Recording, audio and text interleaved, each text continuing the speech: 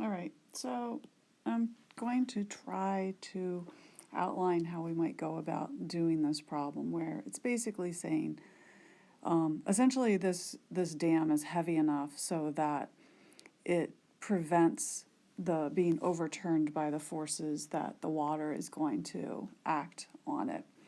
And so essentially we're taking point A as our pivot point, and we're looking for the situation, sort of the boundary is, if the sum of the moments about A is 0, it kind of tells us, the minimum that has to be true in order for this thing to not topple over.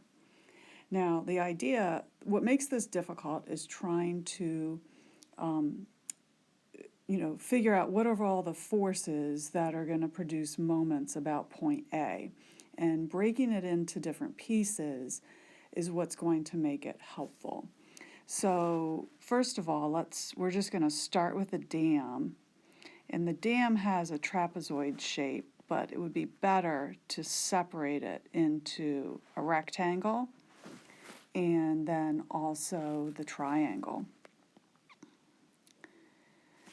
So for the rectangle, I'm just going to call that weight 1. So weight 1 is equal to the weight of the rectangle piece of the dam. And the other thing about this is, as we're viewing it, we're looking at it from the side view, which makes it two-dimensional, but everything is given to us in terms of three-dimensional quantities because we're given the density.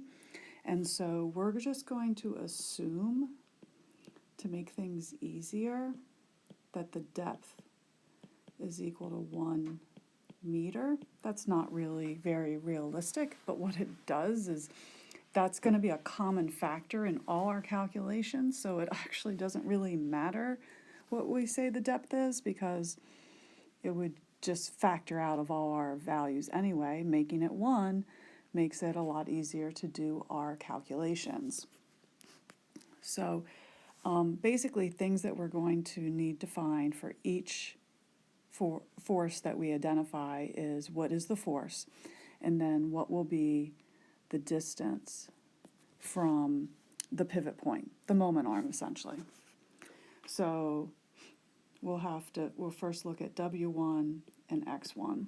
So W1 is the weight of the rectangular piece of the dam.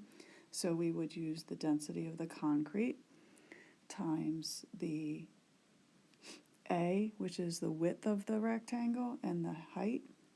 And so just giving you, I know this says 6, but before I had 5 for my height. And so this would be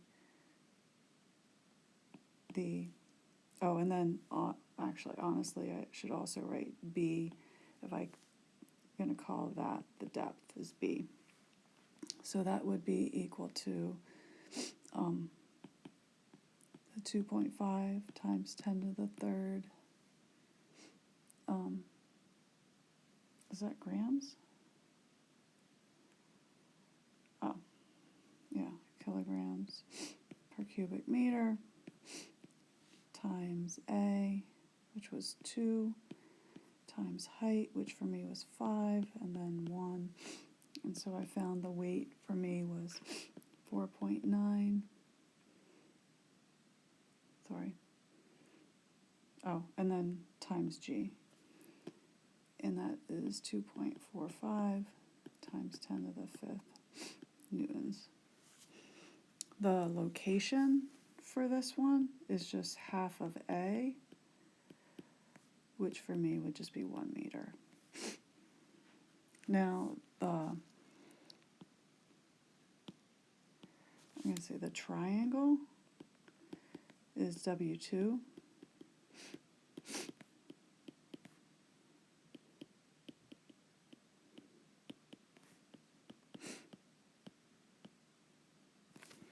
And then this distance here would be X2.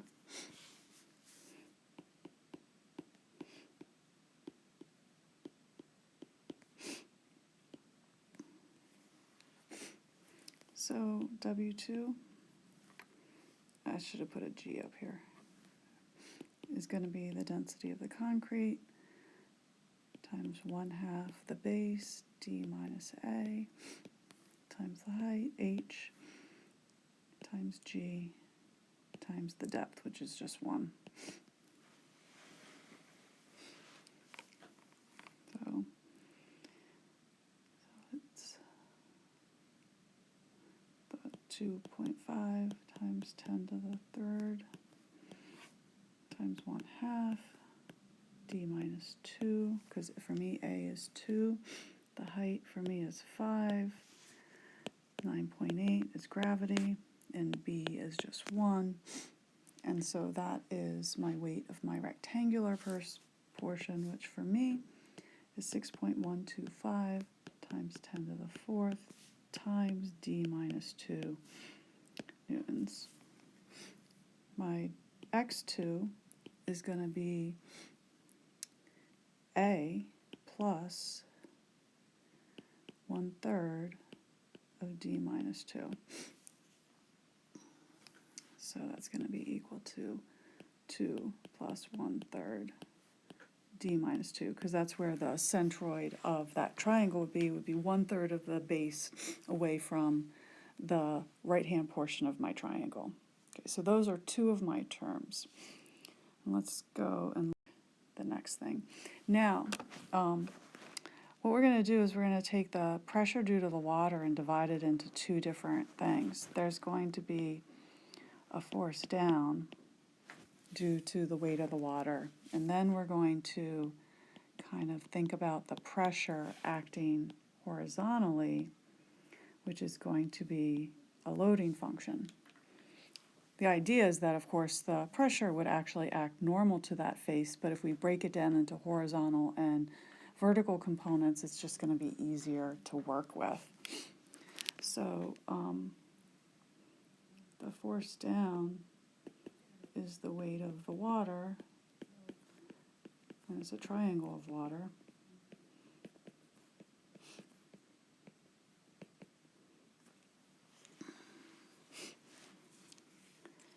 And so that's going to be equal to the density of the water times 1/2 the base, which is D minus A, times the height, times G, times B. So that's going to be 1,000 times 1/2 times D minus 2 times 5 is my height, 9.8, and then 1. And so this is going to be equal to 4.9 times 10 to the 4 newtons times D minus 2. I could have really put the newtons out here. Now, let's call this X3. And so that's going to be, X3 is going to be, it'll be like 1/3 of the base from the left-hand side. So the way that we could do that is we could say that it's going to be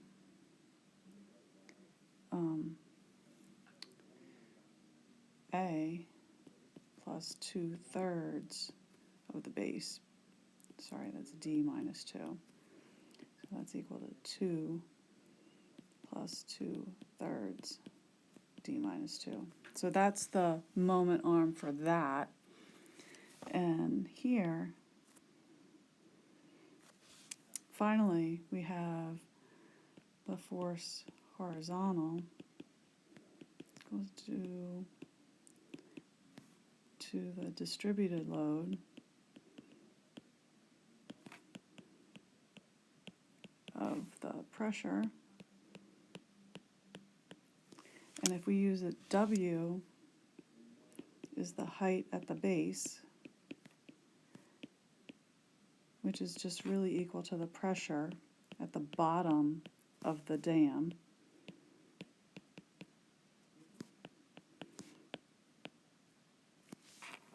Which would be equal to rho GH. which would be 1,000 times 9.8 times for me 5, which is 4.9 times 10 to the 4 pascals.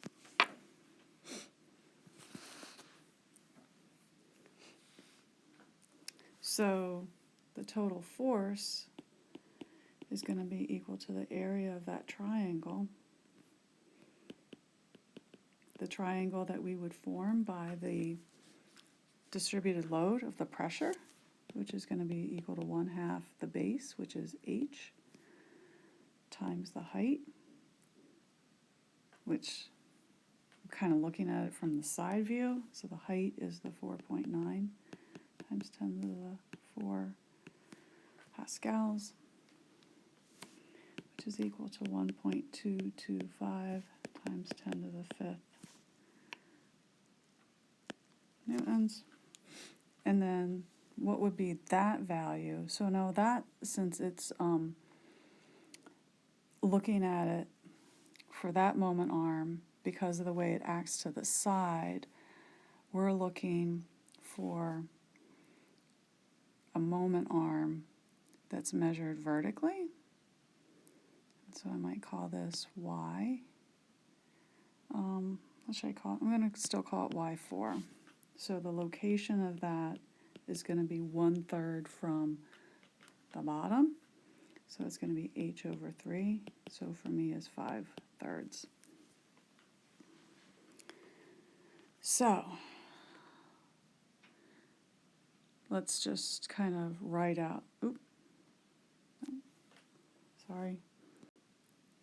Basically all our moments about A are 0. And I'm not going to do all the numbers, but so I had W1, W2, and then this was at X1, that was at X2. I had the force down, which we would say was at X3, and then we had the pressure. I think I called that the force horizontal, and that was at Y4. So we just have to think about what kind of moments these would cause about A. So W1 is going to tend to cause a counterclockwise rotation, so it would be W1 times X1. The same thing for W2. And for the force down, and then the force horizontal is going to tend to cause a clockwise rotation. And we set those equal to 0. And basically then we're trying to find D from these expressions. I know I didn't do all the math out, but that's basically what you would do. Hopefully this is a little bit helpful on how to break this down. But I think it's more important that you know how to break it down into the pieces. It might be hard to find the correct answer because of a lot of algebra. All right.